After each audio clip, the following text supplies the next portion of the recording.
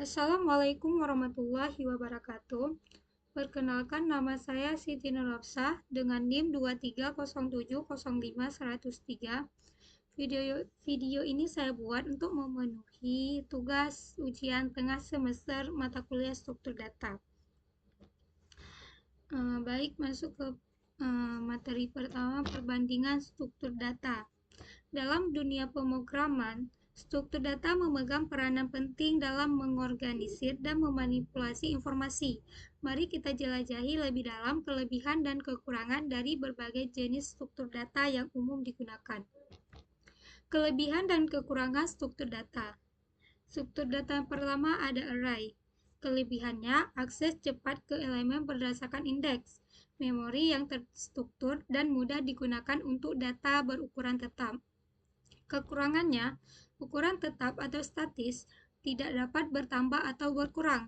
Operasi penyisipan dan penghapusan elemen lambat karena harus menggeser elemen lain. Dapat kita simpulkan, kelebihan dan kekurangan dari struktur data array adalah menyimpan elemen dalam memori secara bersebelahan dan dapat diakses secara cepat berdasarkan indeks. Namun, ukurannya tetap dan membutuhkan penggeseran elemen jika ada perubahan. Yang kedua ada stack. Kelebihannya operasi cepat karena hanya berfokus pada satu ujung, yaitu LIFO, yang artinya let's in atau freeze out. Digunakan untuk kontrol alur program seperti pemanggilan fungsi atau call stack. Kekurangannya akses terbatas, hanya ke elemen terakhir atau top saja. Adanya tidak cocok untuk akses data secara acak. Dapat kita simpulkan kelebihan dan kekurangan dari struktur data stack, yaitu struktur data dengan prinsip LIFO atau let's in, freeze out. Biasanya digunakan dalam pemanggilan fungsi rekursif dan navigasi aplikasi. Hanya bisa diakses dari satu ujung, sehingga tidak cocok untuk kasus yang membutuhkan akses acak. Selanjutnya ada queue. Kelebihannya cocok untuk pemrosesan data secara antrian, FIFO atau freeze in, freeze out. Digunakan dalam sistem penjadwalan tugas atau antrian data. Kekurangannya, akses terbatas pada elemen pertama dan terakhir saja. Tidak fleksibel untuk pengaksesan elemen secara acak. Dapat kita simpulkan kelebihan dan kekurangannya. Struktur data queue dengan prinsip FIFO, freeze in, freeze out berguna dalam situasi yang memerlukan pengurutan seperti antrian tugas pada CPU, seperti stack queue tidak mendukung akses acak ke elemen dalam. Selanjutnya ada linked list. Kelebihannya ukuran dinamis, dapat bertambah atau berkurang secara fleksibel. Penyisipan dan penghapusan elemen lebih efisien dibanding array. Kekurangannya, akses acak lambat karena harus traversal dari awal atau akhir. Menggunakan memori tambahan untuk pointer setiap node. Dapat kita simpulkan kelebihan dan kekurangan linked list, yaitu setiap elemen atau node menyimpan data dan pointer ke elemen berikutnya. Sangat fleksibel dalam ukuran karena dapat bertambah atau berkurang secara dinamis. Namun, traversal membutuhkan waktu yang lebih lama dibanding array. Selanjutnya ada tree. Kelebihannya memiliki struktur hierarkis yang cocok untuk representasi data berbentuk hierarki, misalnya sistem file. Operasi pencarian atau terutama di binary search tree dapat lebih cepat. Kekurangannya, kompleksitas lebih tinggi untuk pemrograman dan debugging, bergantung pada struktur untuk efisiensi. Misalnya binary search tree harus seimbang untuk performa optimal. Dapat kita simpulkan kelebihan dan kekurangan dari struktur data tree, yaitu struktur data hierarkis yang setiap elemennya disebut simpul, berguna untuk pencarian data secara terstruktur seperti binary search tree. Namun, kompleksitas implementasi meningkat seiring dengan ukuran dan struktur pohon. Selanjutnya ada graph. Kelebihannya fleksibel untuk mempresentasikan hubungan kompleks antar elemen, cocok untuk berbagai aplikasi seperti jaringan komputer, jalur transportasi, atau hubungan sosial. Kekurangannya memerlukan algoritma kompleks untuk operasi tertentu seperti pencarian jalur terpendek, menggunakan memori yang lebih besar dari menyimpan semua simpul dan hubungannya. Dapat kita simpulkan kelebihan dan kekurangan dari struktur data graph, yaitu struktur data yang terdiri dari simpul atau nodes dan tepi atau edges untuk merepresentasikan hubungan kompleks. Graph cocok untuk aplikasi dengan hubungan rumit seperti jaringan sosial. Namun, operasi dalam graph cenderung membutuhkan algoritma yang lebih rumit. Selanjutnya ada perbedaan array dan list. Dapat kita lihat perbedaannya. Yang pertama ada di ukuran. Array memiliki ukuran tetap, sementara list dapat berubah ukurannya. Dan list ukurannya dinamis. Anda dapat menambah atau mengurangi elemennya kapan saja. Yang kedua ada tipe data. Array biasanya hanya dapat menyimpan elemen dari tipe data yang sama, misalnya semua integer, semuanya string. List dapat menyimpan elemen dari berbagai tipe data dalam satu list, misalnya kombinasi integer, string, dan objek. Yang ketiga ada kinerja. Array memiliki kinerja yang lebih baik untuk akses elemen, karena elemen disimpan dalam lokasi memori yang berurutan. Sedangkan list, akses elemen mungkin sedikit lebih lambat dibandingkan array, tergantung pada implementasinya. Yang keempat ada fungsi dan metode. Array memiliki fungsi dan metode yang lebih terbatas, tergantung pada bahasa pemrograman. List biasanya dilengkapi dengan lebih banyak metode seperti menambahkan, menghapus, dan mencari elemen yang memudahkan manipulasi data. Yang kelima ada implementasi. Array umum diimplementasikan sebagai blok memori yang kontigu, sedangkan list bisa diimplementasikan sebagai linked list atau array dinamis, tergantung pada bahasa dan pustaka yang digunakan. Dalam perbedaan array dan list, dapat kita simpulkan bahwa array hanya bisa menyimpan elemen dengan tipe data yang sama, misalnya semua integer atau semua float. Array lebih efisien dalam operasi numerik, tetapi membutuhkan import modul array terlebih dahulu. Sedangkan list bisa menyimpan elemen dengan tipe data yang berbeda dalam struktur, misalnya integer, float, string, dan lain-lain. List lebih fleksibel dan tidak perlu import modul tambahan, tetapi mungkin sedikit kurang efisien untuk operasi yang spesifik. Nah, berikut adalah contoh sederhana dalam Python untuk memperlihatkan perbedaan antara array dan list. Inputnya import array. Import array ini menunjukkan mengekspor modul array yang memungkinkan kita untuk menggunakan tipe data array di Python. Tipe data array memiliki batasan di mana semua elemen harus bertipe yang sama. Contoh list di Python. List underscore Python sama dengan 61,2,3.0, dan true. Di sini, sebuah list Python bernama list underscore Python dibuat dan diisi dengan elemen-elemen yang memiliki tipe data yang berbeda, yaitu 1 bernilai integer, 2 string, 3.0 float, dan true adalah boolean. Selanjutnya contoh array di Python, atau semua elemen harus bertipe sama. Di sini, sebuah array Python bernama array underscore Python dideklarasikan dengan tipe integer atau i dan diisi dengan nilai 4 dan diisi dengan 4 elemen integer, yaitu angka 1, 2, 3, 4. Selanjutnya memasukkan elemen dengan tipe berbeda ke dalam array.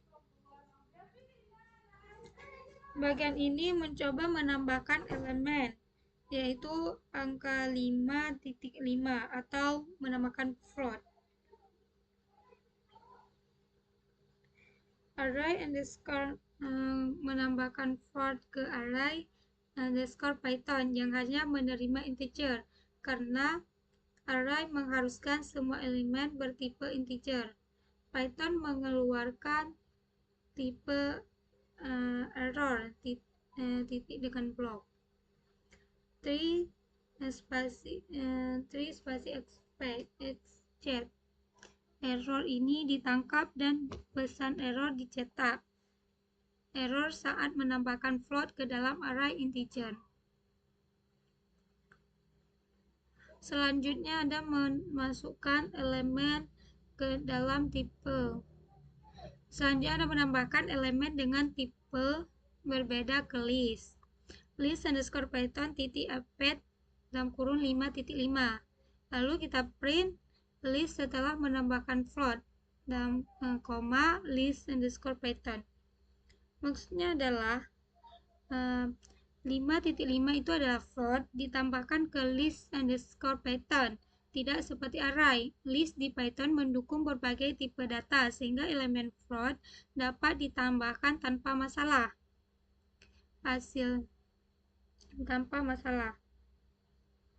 Jadi hasilnya adalah 1,2,3 titik 0, true, 5.5. Jadi dapat kita lihat hasil outputnya. Hasil outputnya di list di Python. List di Python itu ada angka 1, 2, 3.0 dan true. Array di Python, array dan integer 1, 2, 3, 4. Error saat menambahkan float ke dalam integer.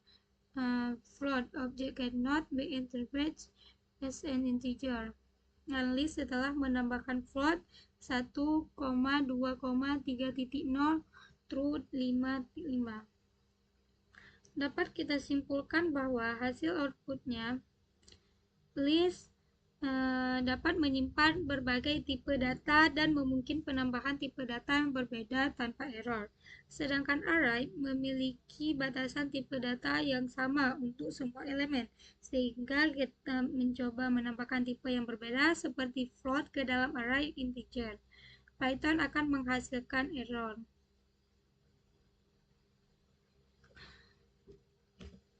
Selanjutnya implementasi array dan list di Python.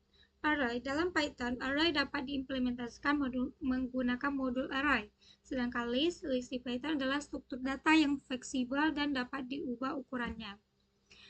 Array struktur data statis, ukurannya tetap. Array memiliki ukuran memori yang tetap ditentukan saat deklarasi. Alokasi memori array dialokasikan secara kontinu dalam memori, memastikan akses cepat. Pengisian tidak penuh.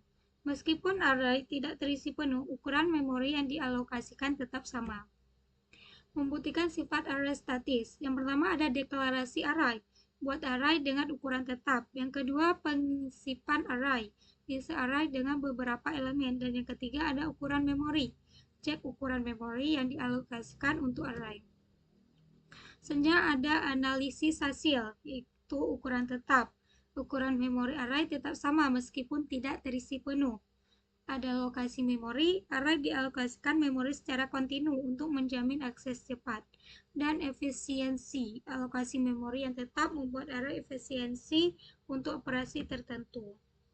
Dalam Python, array yang diimplementasikan menggunakan modul array memiliki kemiripan dengan struktur data dinamis karena ukurannya bisa bertambah saat menambahkan elemen baru dan berkurang saat menghapus elemen. Python tidak menerapkan array statis seperti di beberapa bahasa lain, atau misalnya C atau bahasa Java, di mana ukuran array harus ditentukan sejak awal dan tidak dapat diubah. Mari kita buktikan dengan kode di bawah ini bahwa array Python dapat ditambah dan dihapus elemen sehingga ukurannya tidak statis. Nama adalah import array. Bagian ini mengimpor modul array yang memungkinkan kita untuk menggunakan array di Python. Array ini mirip dengan list, tetapi hanya dapat menyimpan elemen dengan tipe data yang sama dalam hal ini, atau integer. Misalnya membuat array integer dengan beberapa elemen awal.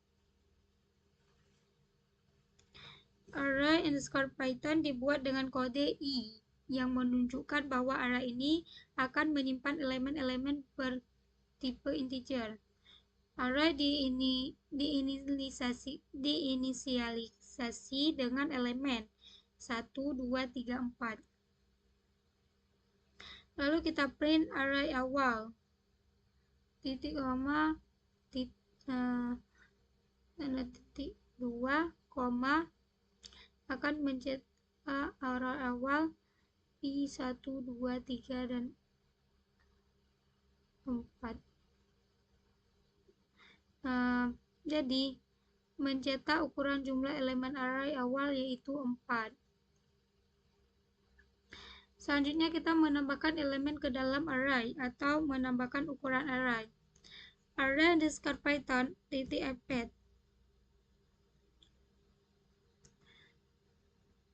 menambahkan elemen 5 ke array. Array underscore Python ini meningkatkan ukuran array dari 4 menjadi 5. Lalu kita print array setelah penambahan elemen. Array underscore Python mencetak ukuran array setelah penambahan elemen yaitu 5. Selanjutnya menghapus elemen dari array atau mengurangi ukuran array. Array underscore Python titik remove menghapus dalam kurung 2, menghapus elemen dengan nilai 2.